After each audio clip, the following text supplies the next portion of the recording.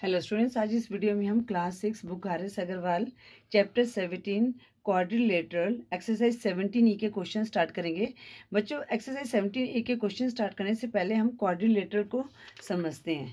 बच्चों, जो क्वाड्रिलेटरल है ये क्या है? एक सिंपल क्लोज्ड फिगर है bounded by 4 line segment is called a quadrilateral. ठीक है, जो सिंपल क्लोज फिगर के बारे में हमने ये चैप्टर 15 में डिस्कस किया था। तो सिंपल क्लोज फिगर के जो एक एंड पॉइंट से, जैसे ये यहाँ से, अगर हम इसको यहाँ से स्टार्ट किया और इसी एंड पे ये फिनिश हो गया, तो ये सिंपल क्लोज फिगर होगी। और ये बाउंडेड बाय 4 लाइन सेगमेंट, जैसे 1 2 3 4। ठीक है, तो इसको इससे क्या कहते हैं? क्वाड्रिलेटर कहते हैं। ठीक है, अब एक क्वाड्रिलेटर ABCD हैज 4 वर्टिसेस। अब वर्टिसेस क्या होते हैं बेटे? जहाँ पर 2 लाइंस मीट करती हैं, जैसे A हो गया, यहाँ पर B हो गया, यहाँ C हो गया और यहाँ पर D हो गया। ठीक है, 4 साइड्स। अब यहाँ पर ये साइड्स है, AB साइड होगी एक, BC साइड है, CD साइड है और DA साइड है। ठीक है, और 4 एंगल्स नेमली। अब बच्चों, जो एंगल A है ना, इसको हमने कैसे लिखना है ये समझते हैं। वैसे तो बच्चों ये आपको आता ही होगा, ठीक है ना, फिर भी मैं एक बार आपको बता देती हूँ।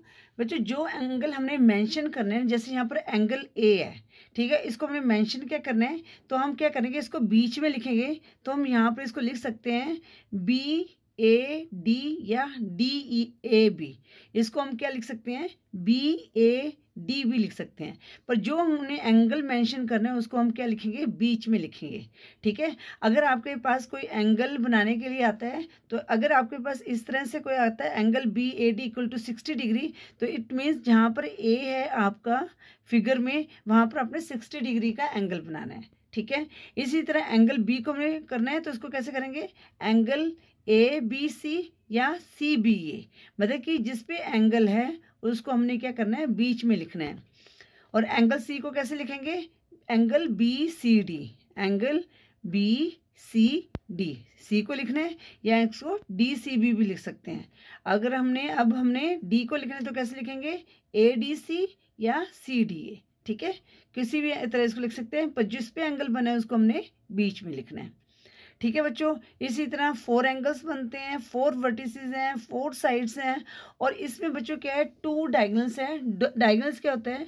हमने एक लाइन यहाँ से ये ड्रॉ की सी के लिए, और हमने B से लाइन ड्रॉ की D तक। ठीक है, तो ये हमारे क्या होते हैं? डायगोनल्स होते हैं। ठीक है ना, और इसमें कौन कौन से डायगोनल्स हो गए क्वाड्रिलेटर में? AC and BD। अब बच्चों, यहाँ पर एडजेसेंट साइड्स की बात की गई है। तो एडजेसेंट साइड है two sides of a quadrilateral which have a common end point are called its adjacent side। अगर हमने adjacent side के बारे में देखना है तो जो common end point है, ठीक है। अब बच्चों, यहाँ पर जैसे AB है, B common point है, तो इसके साथ कौन सी साइड आ रही है? BC।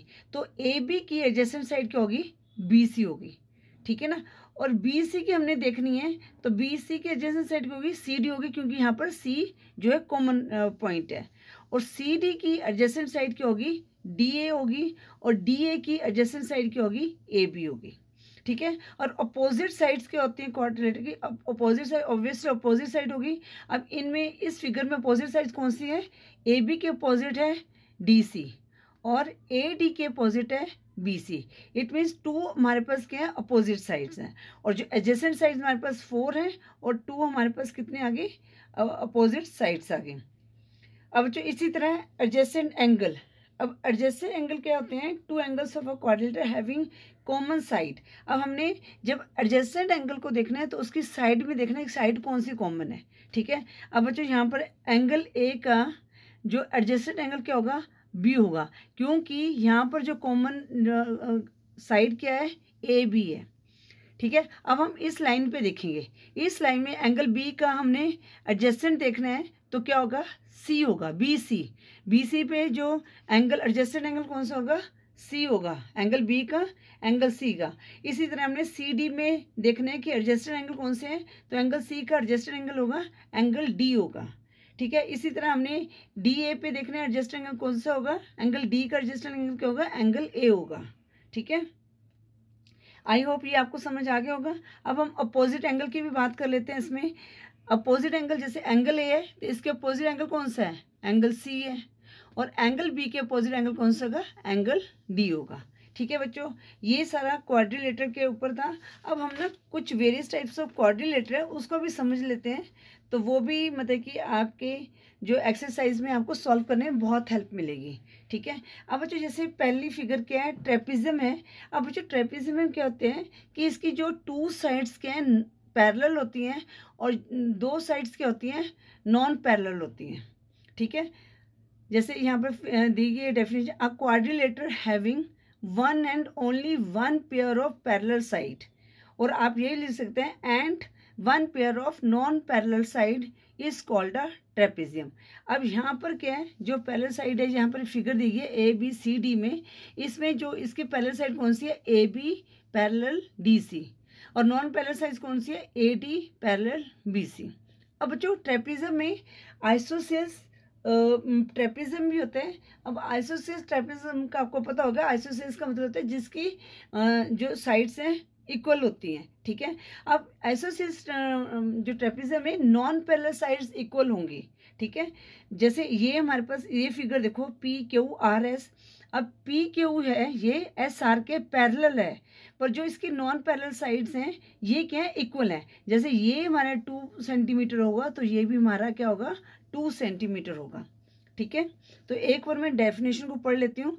In the adjacent figure ABCD is a trapezium in which AB parallel DC। A trapezium is said to be an isosceles, स्केल्स में सेल्स भी हो सकते हैं, trapezium if its non parallel sides are equal. अगर इसकी जो नॉन पैरेलल साइड इक्वल होती हैं तो ये आइसोसेल्स ट्रेपेजियम होता है। In the adjoining figure PQR is an ISOCELL trapezium in which PQ parallel SR और जो है PS इक्वल टू QR। ठीक है, अब यहाँ पर अगर आइसोसेल्स जो ट्रेपेजियम होगा तो उसके डायगोनल्स क्या होंगे, इक्वल होंगे। ठीक है, एक चीज़ याद रखना, इस तरह के क्वेश्चन आ सकते हैं, the diagonals of isosceles trapezium are always equal. ठीक है, आइसोसेल्स ट्रेपेजियम के इक्वल होंगे। अब बच्चों पैरेललोग्राम की बात कर लें। पैरेललोग्राम क्या होता है, जिसके जो अपोजिट साइड्स हैं पैरेलल होती हैं। ठीक है ना, बोथ अपोजिट साइड्स पैरेलल होंगी। A quadrilateral in which both pairs of opposite sides are parallel is called a parallelogram. अब जैसे यहाँ पर है ABCD एक पैरेललोग्राम है, ये AB पैरेलल होगा DC के और AD पैरेलल होगी BC के। ठीक है, और पैरेललोग्राम को हम कैसे, ये देखो इससे डिनोट कर सकते हैं।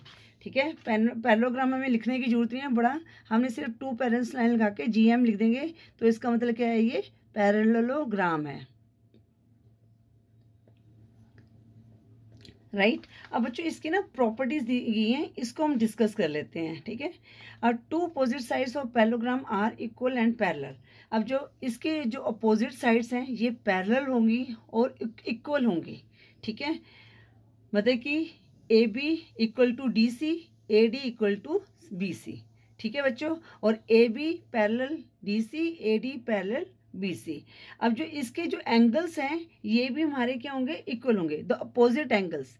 देखो एंगल A एंगल C के इक्वल होगा और एंगल B एंगल D के इक्वल होगा। ठीक है, तो पैरेललोग्राम की प्रॉपर्टीज क्या है कि इसकी जो अपोजिट साइड्स इक्वल होती हैं और पैरेलल होती हैं, और अपोजिट जो एंगल्स होते हैं वो क्या होते हैं, इक्वल होते हैं। ठीक है बच्चों, और बच्चों यहाँ पर क्या है, जो ये जो बाइसेक्ट करते हैं डायगोनल्स जो है, इसमें जो डायगोनल्स बनते हैं ये एक दूसरे को बाइसेक्ट करते हैं।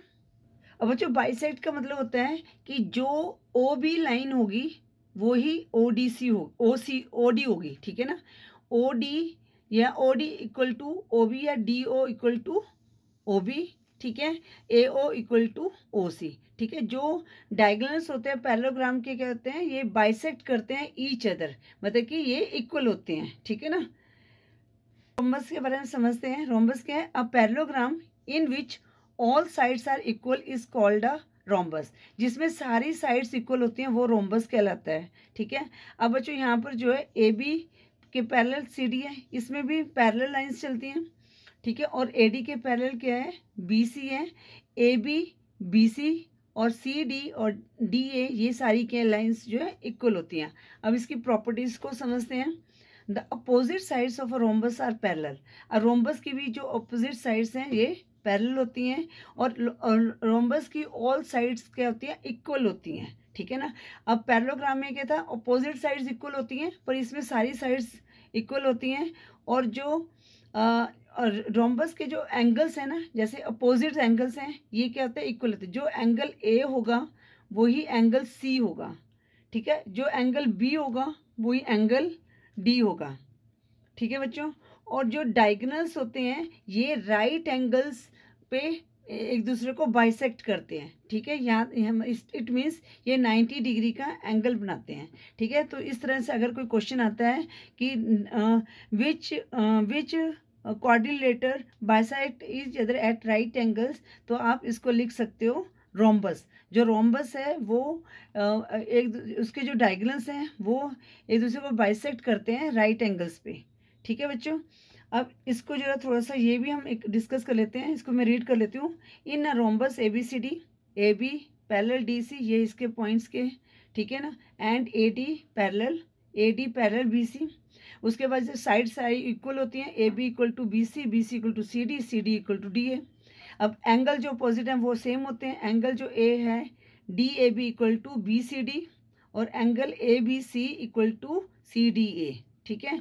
अब डायगोनल्स हैं ये क्या करते हैं, इंटरसेक्ट करते हैं। जो ए सी और बी डी डायगोनल है इंटरसेक्ट कर रहे हैं एट ओ पे, ठीक है। जो ओ है वो इक्वल टू ओ सी होगा, और यहाँ पर राइट एंगल बनेगा, ठीक है ना। और एंगल ए ओ बी, जो angle A O B equal to angle C O D, A O B equal to angle C O D, ठीक है। Angle B O C equal to angle A O B, ठीक है बच्चों। और ये right angles पे करते हैं, ठीक है बच्चों। और रोम्बस के जो डायगोनल्स हैं ये एक दूसरे को बाइसेक्ट करते हैं राइट एंगल्स पे, ठीक है। अब हम करते हैं rectangle. Rectangle a parallelogram in which each angle is a right angle is called a rectangle, ठीक है। अब बच्चों यहाँ पर क्या होती है, जो ए बी है वो सी डी के पैरेलल होगी, और ए बी जो होगी वो इक्वल टू होगी डी सी के रेक्टेंगल में, ठीक है ना। इसी तरह A D parallel B C होगी, तो पर जो ए डी है वही जितनी लेंथ ए डी की है वही हमारी क्या होगी, बी सी होगी। और जो एंगल बनते हैं ये 90 डिग्री बनते हैं। एंगल ए जो है सभी पे 90 degree, angle A equal to angle B equal to angle C equal to angle D, ठीक है बच्चों। तो जो एंगल हैं वो क्या बनते हैं, 90 डिग्री के बनते हैं। और इसकी प्रॉपर्टीज़ हैं, opposite sides of rectangles are equal and parallel, यही हमने अभी डिस्कस किया था। इसकी जो अपोजिट साइड्स हैं इक्वल होंगी, जो ये ए बी लेंथ है वही डी सी लेंथ होगी, और ये पैरेलल होती हैं। Each angle of a rectangle is 90 degree, इसमें जो हर एंगल जो क्या है 90 डिग्री का होता है। और जो डायगोनल्स ऑफ अ रेक्टेंगल क्या होते हैं, इक्वल होते हैं, ठीक है ना। Diagonal A C equal to angle diagonal B D, जो ए सी होगा वही हमारा बी डी होगा रेक्टेंगल में, ठीक है बच्चों। स्क्वायर में भी ये इक्वल होगा, ये हम बाद में डिस्कस करते हैं। अब अब स्क्वायर ही हम डिस्कस कर लेते हैं बच्चों। स्क्वायर क्या है, a parallelogram in which all sides are equal and each angle is a right angle is called a square. अब बच्चों यहाँ पर क्या है, सारी साइड्स इक्वल हैं, A B parallel C D और A D parallel B C. पर जो साइड क्या है, A B equal to B C equal to C D और C D equal to D A, ठीक है। और यहाँ पर जो एंगल बन रहे हैं ये भी इक्वल होते हैं। हर एंगल जो है यहाँ पर angle A equal to angle B equal to angle C equal to angle D 90 degree का बन रहा है, ठीक है। अब बच्चों जो स्क्वायर है इसको हम क्या कहते हैं, एक रेगुलर क्वाड्रिलेटरल भी बोलते हैं, क्योंकि बच्चों जो इसमें है सारी साइड्स हमारी इक्वल हैं, ठीक है। एंगल्स बिल्कुल सेम बनते हैं, ठीक है। अब हमारा जो रोम्बस है उसमें क्या है कि उसमें साइड्स तो इक्वल हैं, पर जो हमारे एंगल्स हैं वो डिफरेंट होते हैं, ठीक है। रोम्बस में अपोजिट एंगल्स जो इक्वल होते हैं, ठीक है। तो इसलिए अगर आपसे कोई पूछा जाए कि रेगुलर क्वाड्रिलेटर किसे कहते हैं, तो आप उसको स्क्वायर भी बोल सकते हैं। स्क्वायर ही होता है, स्क्वायर जो है हमारा एक रेगुलर क्वाड्रिलेटर होता है, ठीक है बच्चों। अब जो स्क्वायर है ये भी एक दूसरे को बाइसेक्ट करते हैं राइट एंगल्स पे, ठीक है। अब in a square ABCD we have AB equal to BC equal to CD equal to DA, angle A equal to angle B angle C equal to angle D 90 degree. अब diagonal जो AC है ये BD के equal होगा, ठीक है बच्चों। और ये राइट एंगल्स पे बाइसेक्ट करेंगे एक दूसरे को, ठीक है। अब जो हमारा सिक्स्थ है वो क्या है, काइट है। अब जो काइट में क्या होता है, अ quadrilateral which has two pairs of equal adjacent side. Adjacent side होती है जो एक साथ जुड़ी होती है, जैसे CD की एडजेसेंट साइड क्या होगी, CB होगी, ठीक है। और ये क्या इक्वल होती हैं। अब यहाँ पर ये जो AB है इसके एडजेसेंट साइड क्या है, AD है, तो ये क्या है इक्वल है, पर जो अपोजिट साइड होती है वो अनइक्वल होती हैं। अब जैसे CD अनइक्वल टू AB, ठीक है ना। तो इसमें क्या है, एडजेसेंट साइड इक्वल होती हैं और अपोजिट साइड अनइक्वल होती हैं। तो यहाँ पर दिए गए जो CB है वो CD के इक्वल होगा, AB जो है AD के इक्वल होगा। अगर आपके पास कोई ऐसा क्वेश्चन आ जाता है कि अ quadrilateral which has two pairs of equal adjacent side and unequal opposite sides, तो उसको क्या कहते हैं, काइट कहते हैं, ठीक है बच्चों। आई होप ये आपको क्लियर हो गया होगा। अब हम करते हैं question 1 of exercise 17A। Question 1 है in the adjacent figure quadrilateral has been shown. Name क्या करना है, जो फर्स्ट है क्वेश्चन 1 का फर्स्ट पार्ट इट्स डायगोनल, तो यहाँ पर लिखेंगे इट्स डायगोनल्स आर, ठीक है। तो कौन कौन से बच्चों डायगोनल्स, AC एंड BD, तो यहाँ पे लिखेंगे AC एंड BD।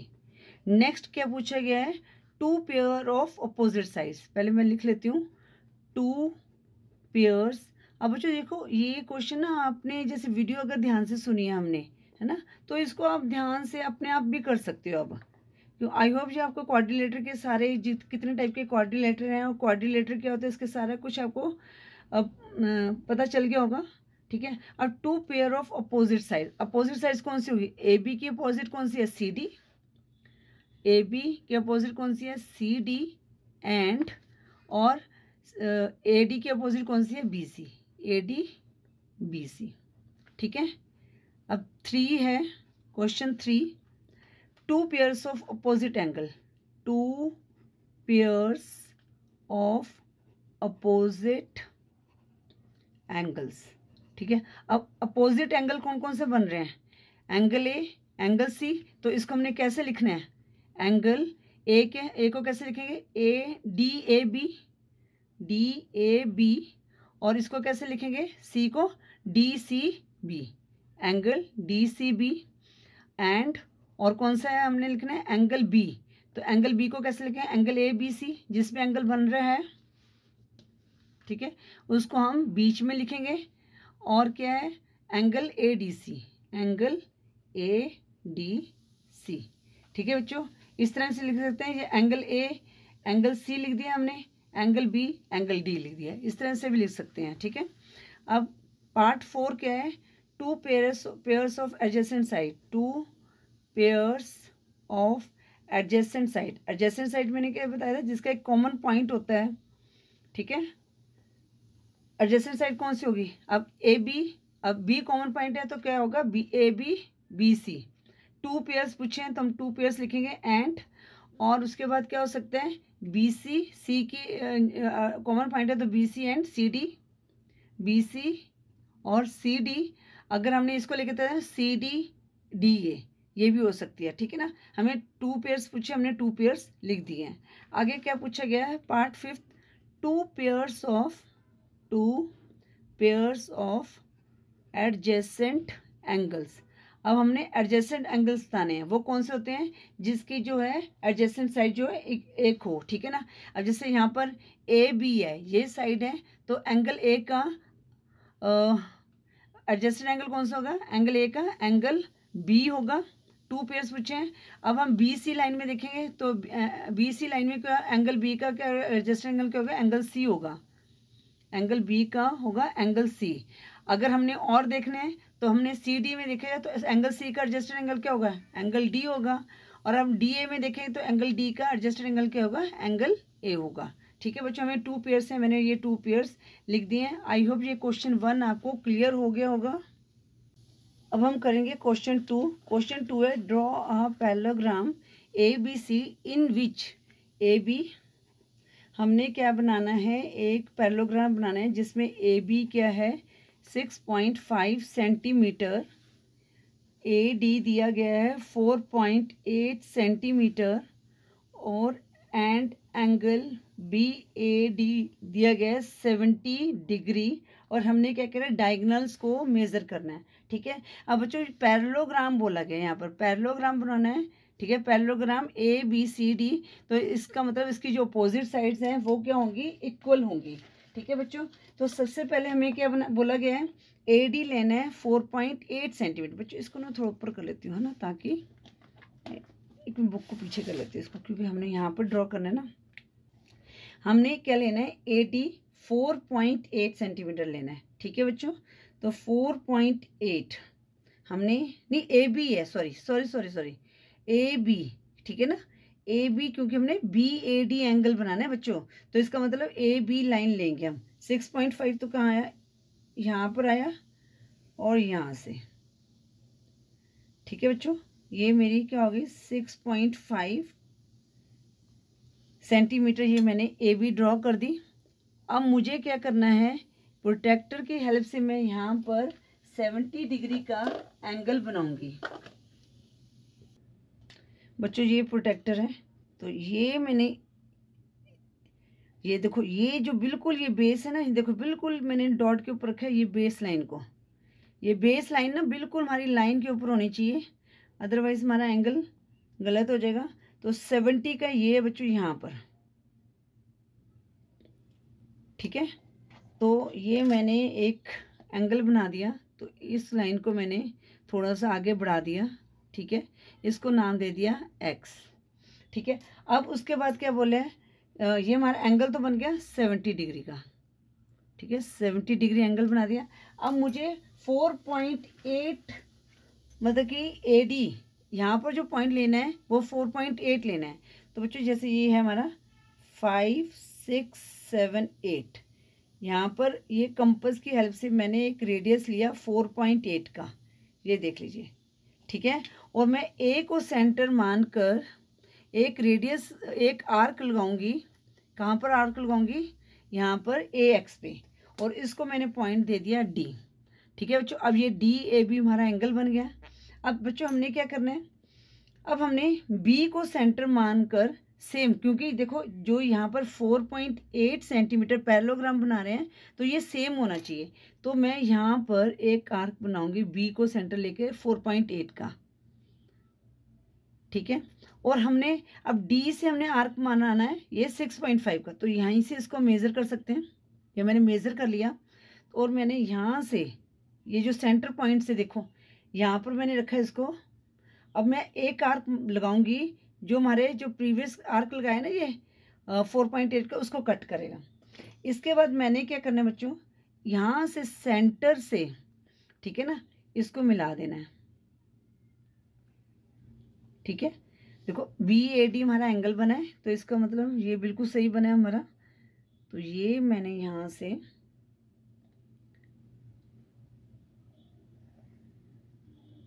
ये यहाँ से ज्वाइन करना था, हाँ ठीक है, ये मैंने ज्वाइन कर दिया। एक मिनट, थोड़ा सा टेढ़ी होगी लाइन, दोबारा से इसको हम ड्रॉ करते हैं। ठीक है, यहाँ से ये सेंटर इधर, इस तरह से ना आपने इस तरह से इसको पॉइंट लगा लिया करो। ठीक है, अब हमने क्या करना है, ये पॉइंट हमने सी दे दिया। अब हम क्या करेंगे, डायगोनल्स को मिला देंगे। देखिए, चलो पहले लाइंस लगाते हैं, फिर मेज़र करते हैं क्या है ना, क्योंकि लाइंस हमारी बिल्कुल सही लगनी चाहिए। ये यहाँ से आप इस तरह से पेंसिल रखें, डॉट लगा दीजिए, और यहाँ से मैंने पेंसिल के डॉट लगा दिया। अब मैंने लाइन को मिला देना है। ठीक है, अब ये ए सी डायगोनल को मैंने ड्रॉ कर दिया। अब हम बी डी को भी ड्रॉ कर देते हैं। ये मैंने कर दिया, ठीक है। अब हम क्या बोला गया है, डायगोनल को मेज़र करना है, ठीक है। अब यहाँ पर ये तो हमारा बच्चों 6.5 सेंटीमीटर, ये देखो 6.5 सेंटीमीटर है, ठीक है। और ये भी हमारा क्या है 4.8 ही होगा, ये देखिए 4.8 सेंटीमीटर, तो हमने आर्क लगाया था। अब डायगोनल हमारा जो बी डी है वो कितना आया, ये देखिए बच्चों कितना आया यहाँ पर, ये 5 ये 6 पे आया, तो बी डी हमारे पास कितना आ गया बच्चों 6.6 सेंटीमीटर, ठीक है। ये कितना है हमारे पास 6.6 सेंटीमीटर। अब हम ए सी देख लेते हैं, ये मैंने पॉइंट रखा, ये देख लीजिए 9 हमारे यहाँ आ रहे, ये 1 2 कितना आया 9.2 सेंटीमीटर, ठीक है। अब बच्चों इसके ना आप स्टेप्स भी लिख सकते हैं, जैसे जैसे आपने बनाया ना वैसे वैसे स्टेप्स भी लिख सकते हैं। चलो वो भी हम लिख लेते हैं, स्टेप्स ऑफ कंस्ट्रक्शन। बच्चों मैं वीडियो पॉज करके ये लिख लेती हूँ, फिर मैं आपको समझा दूंगी। जैसे जैसे बनाया वैसे लिखना होता है। बच्चों ये मैंने स्टेप्स लिख दिए। सबसे पहले हमने क्या किया था, draw line segment A B 6.5 centimetre, फिर draw B A X equal to 70 degree with angle, draw angle B A X 70 degree with the help of protractor. फिर हमने क्या किया था, from centre A radius of 4.8 centimetre draw an arc on A X at D, ठीक है। फिर from centre B radius of 4.8 centimetre draw an arc, हमने एक आर्क ड्रॉ किया था। फिर from centre D radius of 6.5 centimetre draw an arc cutting previous arc at C. फिर join हमने बी सी और सी डी सी किया था। फिर हमने ज्वाइन किए थे diagonal A C and B D, इनको हमने मेज़र किया था, तो बी डी हमारे पास 6.6 सेंटीमीटर आया और ए सी हमारे पास क्या है 9.2 सेंटीमीटर। तो A B C D is a parallelogram, is a required parallelogram, जो भी लिख सकते हो आप, ठीक है। ठीक है बच्चों, इस तरह से हमने ये क्वेश्चन 2 को सॉल्व करना था। आई होप क्वेश्चन 2 आपको अच्छी तरह से समझ आ गया होगा। बच्चों क्वेश्चन 3 करेंगे। 2 sides of a parallelogram are in the ratio 4:3 if the perimeter is 56 centimetre, find the length of its sides. अब बच्चों यहाँ पर पैरेललोग्राम क्या होता है, इस तरह से होता है, वैसे एक रेक्टेंगल की तरह ही होता है, ठीक है ना। ये देखिए इसकी अपोजिट साइड इक्वल होती है, मतलब कि ये 4 है तो ये भी 4 होगा, ये 3 है तो ये भी 3 होगा। तो हमारे पास रेक्टेंगल का फॉर्म जो पेरीमीटर कैसे निकालते हैं, 2l+b, ठीक है, क्योंकि हमने 4 + 3 + 4 + 3 करना है, ठीक है ना। तो हमने क्या करना है, 4 + 3 7 हो गया और उसको 2 से मल्टीप्लाई कर देंगे तो कितना आ जाएगा 14 आ जाएगा, ठीक है। बट यहाँ पर क्या है, रेशियो की फॉर्म में दिया गया है, तो पहले तो हम इसको x मान लेंगे। तो यहाँ पर लिखेंगे 2 sides of a parallelogram are in the ratio, ये क्या है रेशियो की फॉर्म में दिया गया है 4:3। तो अब यहाँ पर लिखेंगे let sides of a parallelogram be 4x and 3x, ठीक है। और पेरीमीटर क्या दिया गया है, पेरीमीटर दिया गया बच्चों 56 सेंटीमीटर। हमने लेंथ ऑफ 2 इट्स साइड्स निकालना है। तो अब पेरीमीटर क्या होता है हमारे पास, 2l+b equal to 56 centimetre. 2 length कितनी है हमारे पास 4x + 3x इक्वल टू 56। अब यहाँ पर कितना आ जाएगा बच्चों, 2 × 7x इक्वल टू 56, तो 14x इक्वल टू 56। x की वैल्यू निकालेंगे तो 56/14। अब ये किस पे चले जाएगा, 14 4 56, ठीक है। तो x की वैल्यू कितनी आ गई 4 सेंटीमीटर। तो बच्चों अब यहाँ पर हमारे पास वन साइड क्या थी, वन साइड थी 4x थी, तो 4 × 4 कितना आ जाएगा 16 सेंटीमीटर। और अदर साइड हमारे पास क्या थी 3x, तो 3 × 4 कितना आ जाएगा 12 सेंटीमीटर, ठीक है। अब यहाँ पर ये कौन सी होगी 16 16 12 12। तो बच्चों अब यहाँ पर हम आंसर में क्या लिख सकते हैं कि अब यहाँ पर क्या बोला गया है, sides of parallelogram, find the length of sides of parallelogram. तो यहाँ पर लिखेंगे length of the sides of parallelogram. तो अब हम यहाँ पर ये नहीं लिखेंगे लेंथ इंटू ब्रेथ, लेंगे हम पूरी साइड लिखेंगे। 16 सेंटीमीटर लिखा, फिर इसके एडजेसेंट साइड ये वाली, ठीक है, 12 सेंटीमीटर, फिर 16 सेंटीमीटर एंड 12 सेंटीमीटर, ठीक है।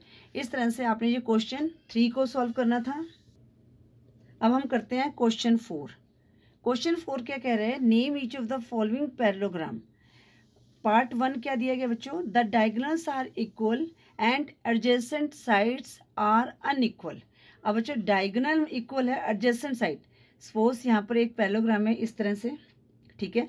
इसके जो एडजेसेंट साइड है, जो एडजेसेंट साइड की होगी इस तरह से, ये वाली साइड एडजेसेंट साइड होगी, ये अनइक्वल है, और ये तो ये क्या बन गया हमारा, एक रेक्टेंगल बन गया, ठीक है ना। और इसके जो डायगोनल्स हैं ये इक्वल होते हैं, ये हमने अभी जो मैंने इंट्रोडक्शन करवाई थी तो उसको हमने समझा था। तो ये क्या बना बच्चों हमारा, जो पार्ट 1 का क्या बन गया, ये रेक्टेंगल, ठीक है। अब पार्ट 2 करते हैं। पार्ट 2 में क्या, the diagonals are equal and adjacent sides are equal. तो बच्चों ये क्या बन गया, स्क्वायर बन गया। अब जैसे ये है, एडजेसेंट साइड भी इक्वल होगी, ये भी इक्वल हो गया, और ये भी, सारी साइड इक्वल है, और इसके जो डायगोनल्स हैं ये भी क्या होते हैं, इक्वल होते हैं। तो ये क्या बन गया हमारा, स्क्वायर। इसी तरह पार्ट 3 में क्या बोला है, the diagonals are unequal and the adjacent sides are equal. अब बच्चों यहाँ पर एडजेसेंट साइड्स इक्वल होती हैं, तो ये हमने रोम्बस में डिस्कस किया था, रोम्बस वाले पार्ट में, कि जो रोम्बस के उसके डायगोनल्स इक्वल नहीं होते। देखो बच्चों रोम्बस इस तरह से होता है, ये एडजेसेंट साइड है, ये भी हमारी इक्वल है, ये भी हमारी इक्वल है, ये भी हमारा इक्वल है, ठीक है ना। ये थोड़ा सा इक्वल है, मतलब कि ये अगर 2 सेंटीमीटर, ये भी 2, ये भी 2, ये भी 2, ठीक है। डायगोनल्स आर, अब एडजेसेंट साइड्स आर इक्वल होगी। अब जो इसके डायगोनल्स बनेंगे बच्चों ये इक्वल नहीं होंगे, ठीक है ना। तो ये हमारा क्या होगा, रोम्बस होगा, ठीक है। रोम्बस में क्या होती है, साइड्स इक्वल होती हैं पर जो डायगोनल्स हैं वो इक्वल नहीं होते हैं, ठीक है ना। तो ये हमारा क्या बन गया, रोम्बस। जो पार्ट 3 है उसका आंसर क्या आया, rhombus. Question 5. What is trapezium? When do you call a trapezium an isosceles trapezium? Draw an isosceles trapezium. Measure its sides and angles. सबसे पहले बच्चों यहाँ पर क्या है, ट्रेपेजियम के बारे में पूछा गया है। तो ट्रेपेजियम हमने अभी मैंने बताया था स्टार्टिंग में। तो ट्रेपेजियम कैसे होता है, जब हम पढ़ रहे थे ना वेरियस टाइप्स ऑफ क्वाड्रिलेटर, तो जो इसकी ये वाली साइड्स होती हैं ये क्या होती हैं, पैरेलल होती हैं, और ये वाली साइड्स क्या होती हैं, नॉन पैरेलल होती हैं, ठीक है ना। तो नॉन पैरेलल है, ऑब्वियसली ये इक्वल नहीं है, तो ये वाली साइड्स क्या होती है हमारी, इक्वल होती हैं। तो इसको हम कैसे लिखेंगे, ट्रेपेजियम। अब ये क्या बच्चों, एक किस्म से क्वाड्रिलेटरल ये अभी मैंने आपको बताया भी था, ठीक है। तो यहाँ पे लिखेंगे quadrilateral, a quadrilateral whose one pair of opposite sides, ये अपोजिट साइड्स हैं, यहाँ पे लिखेंगे whose one pair of opposite sides are equal, ठीक है ना। और यहाँ पे लिखेंगे but other pair are non parallel, ठीक है ना। तो यहाँ पे लिख सकते हैं यहाँ पर but other pair are non parallel, ये पैरेलल नहीं है, PARALLEL is called trapezium, ठीक है। सिंपल ट्रेपेजियम की क्या डेफिनेशन है, a quadrilateral whose one pair of opposite sides are equal but other pair are non parallel. जो ये है ये नॉन पैरेलल है, तो ये क्या कहलाता है, इज कॉल्ड अ ट्रेपेजियम। अब बच्चों अब आगे पूछा गया है कि when do you call a trapezium N isosceles trapezium. अब आइसोसेलेस ट्रेपेजियम क्या होता है, जब इसकी जो नॉन पैरेलल साइड्स हैं ये इक्वल होती हैं, ठीक है ना। और यहाँ पे लिखेंगे when non parallel sides of a trapezium are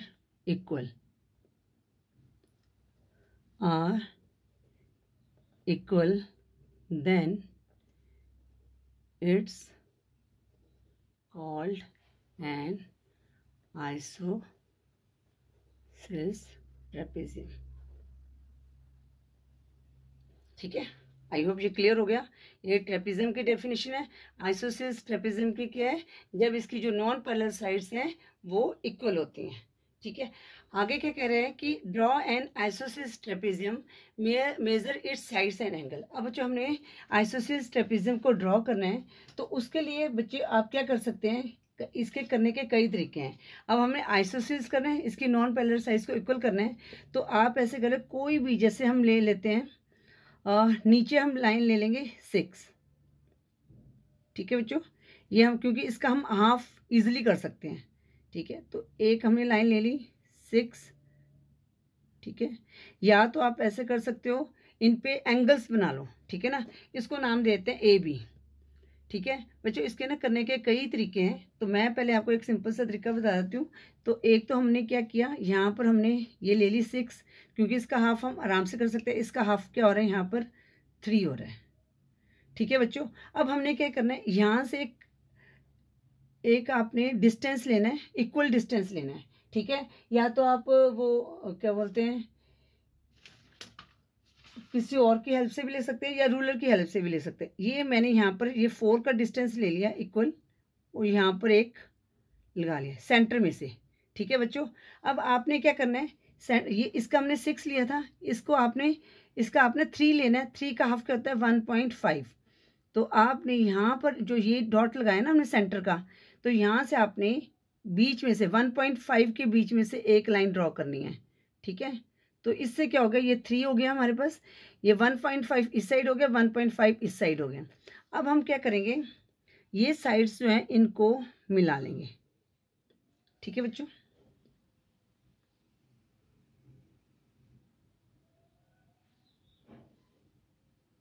ठीक है, ABCD, तो ये आपका आइसोसेल्स ट्रेपेजियम ड्रॉ हो गया।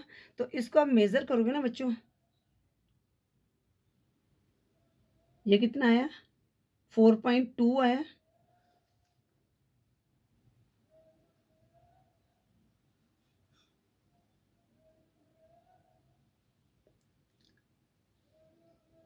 ये भी हमारा 4.2 आ गया। ठीक है, तो यहाँ पे लिख देंगे 4.2 सेंटीमीटर। ठीक है, ये भी हमारा 4.2 सेंटीमीटर। ये हमने 6 लिया था, इसको हम 6 लिख लेते हैं, 6 सेंटीमीटर। और ये हमारा क्या हो गया, 3 सेंटीमीटर।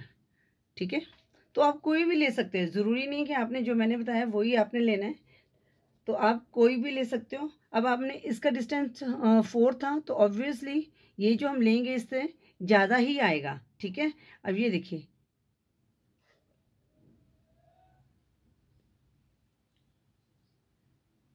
अब 4.3 आ सकता है, क्योंकि यहाँ पर भी हमारा 4.3 आ रहा है ना, यहाँ पर देखें 4.3 सेंटीमीटर ये।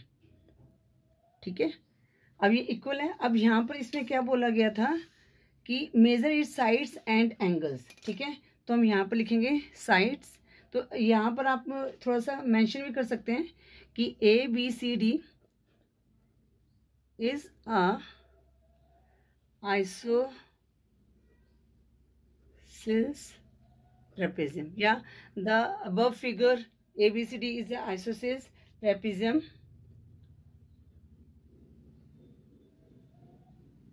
ठीक है, in which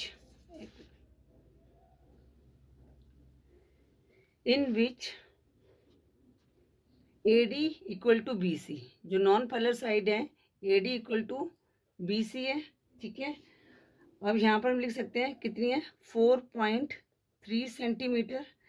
AB हमें कितना लिया था हमने, 6 सेंटीमीटर। और हमारे पास जो DC है वो है हमारा 3 सेंटीमीटर, ये हमने लिख दिया। अब इसमें क्या है, एंगल्स को भी बोला गया है, तो एंगल्स जो आपका A है,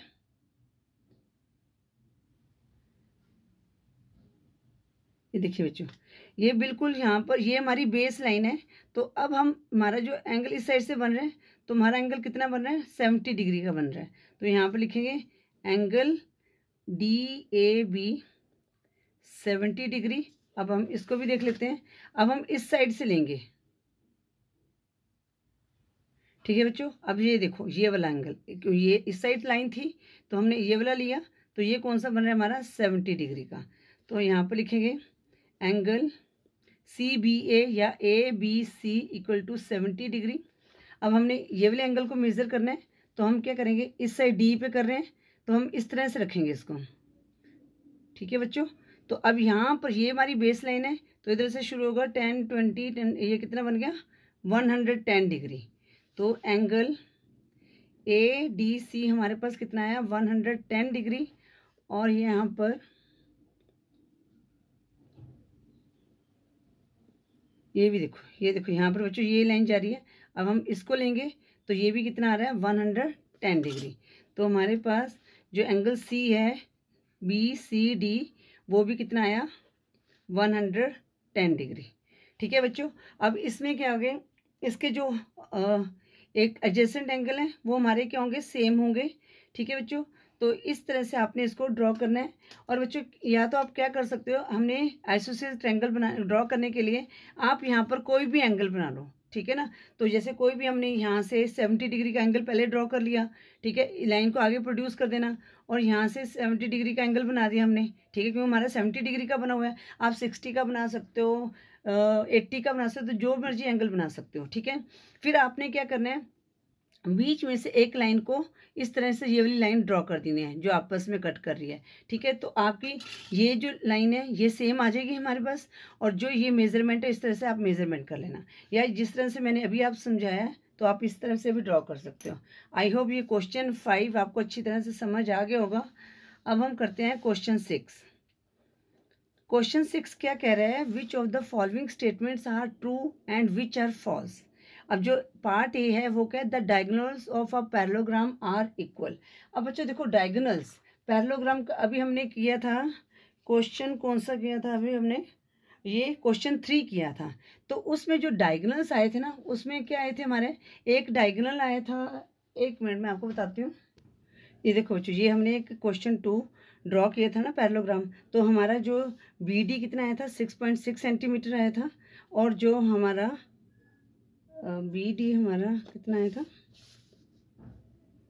हाँ 6.6 आया था, और AC कितना आया था 9.2। तो ये पैरेललोग्राम ड्रॉ किया था, तो इसमें क्या है, जो डायगोनल है वो सेम नहीं होते। ठीक है ना, तो हमें क्या बोला गया, the diagonals of a parallelogram are equal.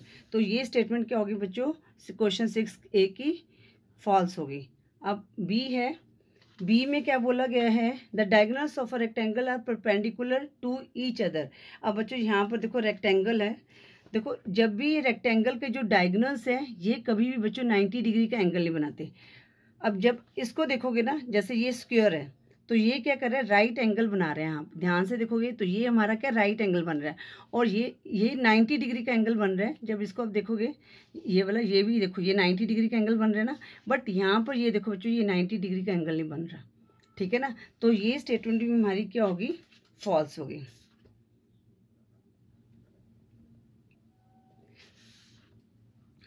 Part C है, the diagonals of a rhombus are equal.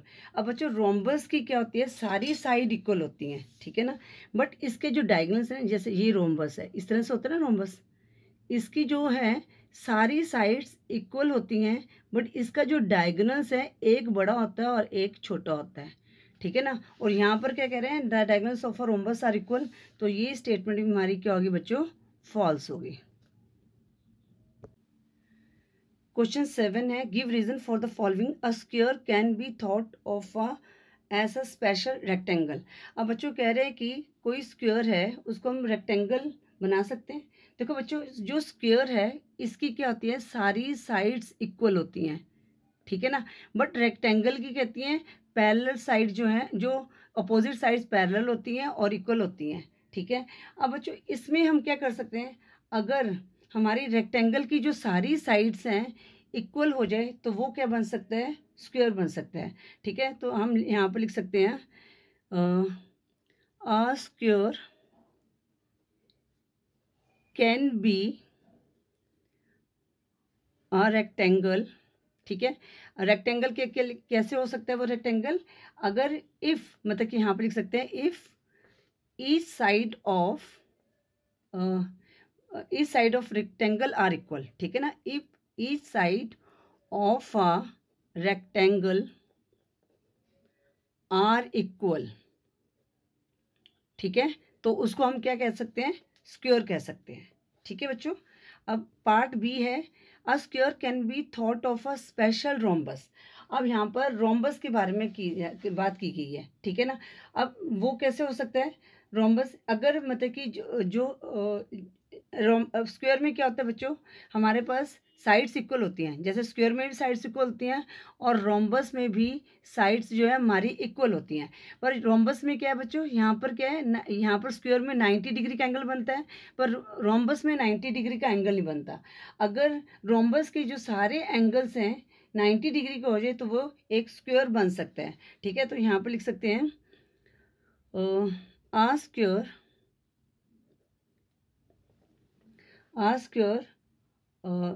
यहाँ पर क्या है, इज अ स्पेशल रोम्बस भी लिख सकते हैं, is a special rhombus.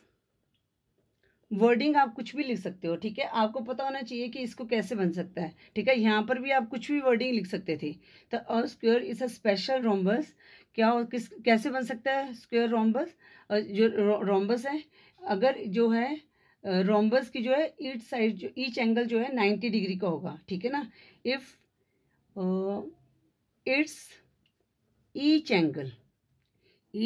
Angle of 90 degree. ठीक है बच्चों। ठीक है, तो रोम्बस का अगर हर एंगल जो 90 डिग्री का हो जाएगा तो वो स्क्वायर बन जाएगा। अब यहाँ पर क्या है, a rectangle can be thought of a special parallelogram. ठीक है, अब यहाँ पर पैरेललोग्राम में क्या होता है बच्चों, पैरेललोग्राम भी हमारा इस तरह से होता है। ठीक है ना। ठीक है, अब इसकी जो ये साइड्स हैं इक्वल होती हैं। अगर यहाँ पर, और रेक्टेंगल में क्या होता है, यहाँ पर 90 डिग्री का एंगल बनता है। ठीक है, अब यहाँ पर भी अगर 90 डिग्री का एंगल बन जाए तो वो भी हमारा क्या हो जाएगा, पैरेललोग्राम भी हमारा क्या रेक्टेंगल बन सकता है। ठीक है ना। तो इसको आप कुछ भी लिख सकते हो, a rectangle is a special parallelogram. ठीक है, थोड़ा सा मैंने बुक की लैंग्वेज में लिख रही हूँ ताकि आपको भी लिखना इजी हो जाए। If each angle of parallelogram is 90 degree. ठीक है, रेक्टेंगल। ठीक है बच्चों, आई होप ये आपको समझ आ गया होगा भी। ठीक है ना। अब मैं एक बार दोबारा से तीनों दोबारा से कर लेते हैं, फिर हम फोर्थ पार्ट करेंगे। देखो, अ square can be thought of a special rectangle. तो अ स्क्वायर होता है, स्क्वायर में क्या होता है बच्चों, सारी साइड्स इक्वल होती हैं, और रेक्टेंगल में क्या होता है, जो अपोजिट साइड्स इक्वल होती हैं। तो इसमें हम क्या कर सकते हैं कि अगर हम जो रेक्टेंगल की जो सभी साइड से इक्वल कर दें तो वो हमारा स्क्वायर बन सकता है। तो यहाँ पर आप लिख सकते हो, a square can be a special rectangle if each sides of a rectangle are equal. इसी तरह a square can be thought of a special rhombus. अब रोम्बस में क्या होता है बच्चों, साइड्स तो इक्वल होती हैं पर यहाँ पर क्या 90 डिग्री का एंगल नहीं बनता है। अगर रोम्बस के जो 90 डिग्री का एंगल बन जाए तो वो क्या बन जाएगा, स्क्वायर बन जाएगा। तो यहाँ पर मैंने लिख दिया, square is the special rhombus if it's each angle of 90 degree. अगर रोम्बस का हर एंगल जो 90 डिग्री का बन जाएगा तो वो स्क्वायर बन जाएगा। अब पार्ट सी में, rectangle can be thought of a special program. अब rectangle is a special parallelogram if each angle of parallelogram is 90 degree. अब पैरेललोग्राम भी बच्चों इस तरह से होता है हमारा, और रेक्टेंगल में 90 डिग्री बनता है। अब साइड्स तो इसकी इक्वल होती है पैरेललोग्राम की, रेक्टेंगल भी अपोजिट साइड्स इक्वल होती हैं। ठीक है, बट यहाँ पर क्या 90 डिग्री का एंगल नहीं बनता। अगर पैरेललोग्राम के हर एंगल जो 90 डिग्री का होगा तो वो हमारा क्या होगा, रेक्टेंगल बन जाएगा। Part D, a square is also a parallelogram. अब यहाँ पर क्या, अ स्क्वायर जो है एक आल्सो अ पैरेललोग्राम। अगर जो पैरेललोग्राम की हर साइड इक्वल हो जाए और हर एंगल इक्वल हो जाए तो वो हमारा क्या बन जाएगा, स्क्वायर बन जाएगा। ठीक है ना। अब यहाँ पर कैसे लिख सकते हैं हम, अ स्क्वायर। ठीक है ना। अब स्क्वायर में क्या होता है, सारी साइड इक्वल होती हैं और हमारे एंगल्स इक्वल होते हैं, पर पैरेललोग्राम में ना तो एंगल्स इक्वल होते हैं ना साइड्स इक्वल होती हैं। तो अगर इसकी सारी साइड्स और एंगल इक्वल हो गए तो वो हमारा स्क्वायर बन जाएगा, parallelogram. A square is a parallelogram. ठीक है, if each side and each angles are equal.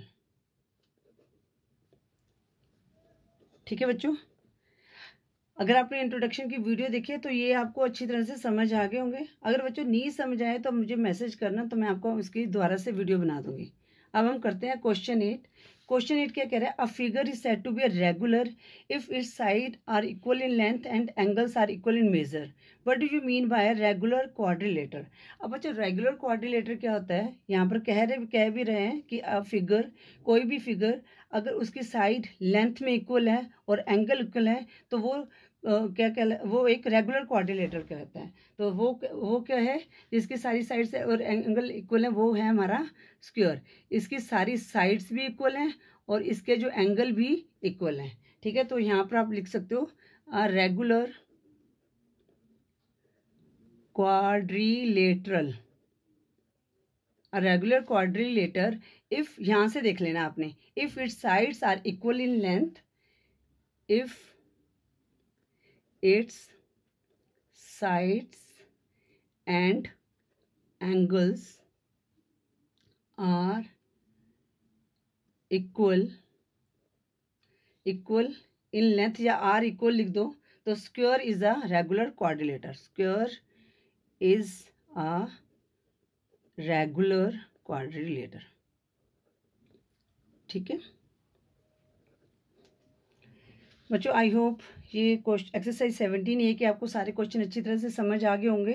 Video useful लगी तो वीडियो को लाइक करें, शेयर करें अपने फ्रेंड्स के साथ। चैनल पे नहीं हो तो चैनल को सब्सक्राइब करें। Thank you for watching. Next video में एक्सरसाइज 17 बी के क्वेश्चन सॉल्व करेंगे।